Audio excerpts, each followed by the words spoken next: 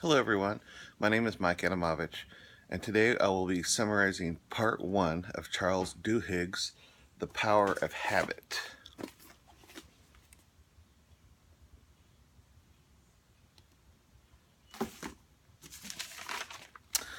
Um, in the first chapter, Duhigg explained habit formation by connecting patients who suffer traumatic brain injuries uh, resulting in a severe memory loss with their ability to perform habitual tasks such as uh, going to the bathroom, making breakfast, or walking around the block.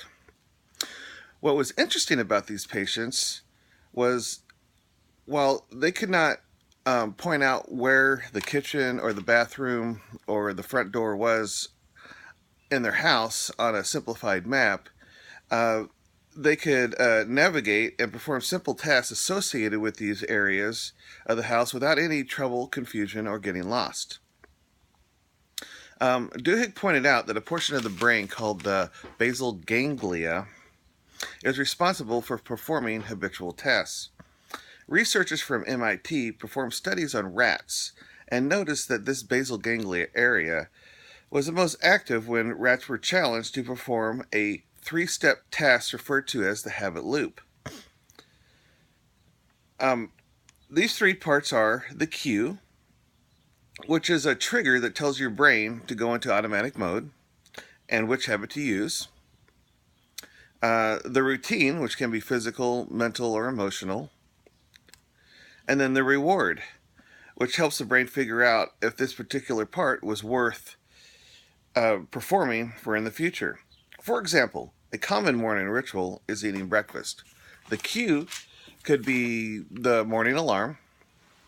The routine could be navigating to the kitchen, making a bowl of cereal. And the reward could be the satisfaction of eating great tasting food. If done enough times, a person develops a habit and can perform this task with little thought or without having to think about each process and each specific task, such as stand up, turn off alarm, walk by placing one foot in front of the other while maintaining balance, stop, turn left, walk down the hallway into the kitchen, find the refrigerator, open door, pull out the milk, and so on and so forth. You don't even think about these specific tasks. You do them naturally. You get up, you go to the kitchen, you pull everything together, you make it, you eat it without even realizing each process that you went through. The second part of the book focuses on the creation of new habits. Duhigg used the advertisement of Pepsodent in the early to mid 1900s and its effect on individuals performing oral care. Prior to this advertisement, approximately 7% of Americans had a tube of toothpaste in their medicine cabinets. After a decade of advertisement, this number jumped to 65%. During this chapter, I wonder how many people ran their tongue across their teeth feeling for the film that Duhigg talked about for the Pepsodent commercial. I know I did. Um, this method again used the cue, routine, and reward idea of habit, but it added an additional part called the craving.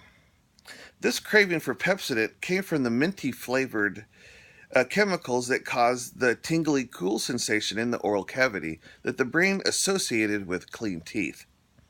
While the chemicals did nothing themselves to clean the teeth, this tingly sensation tricked the brain into thinking that the teeth were clean if it felt this in the oral cavity, and essentially craved brushing teeth to get the reward of the pretty smile through the association of the tingly oral cavity.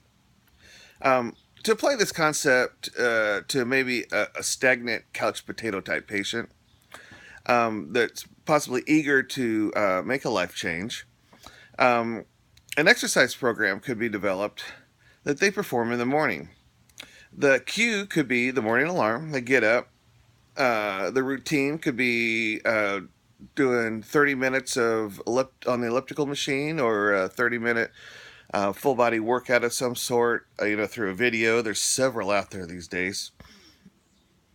And the reward could be twofold.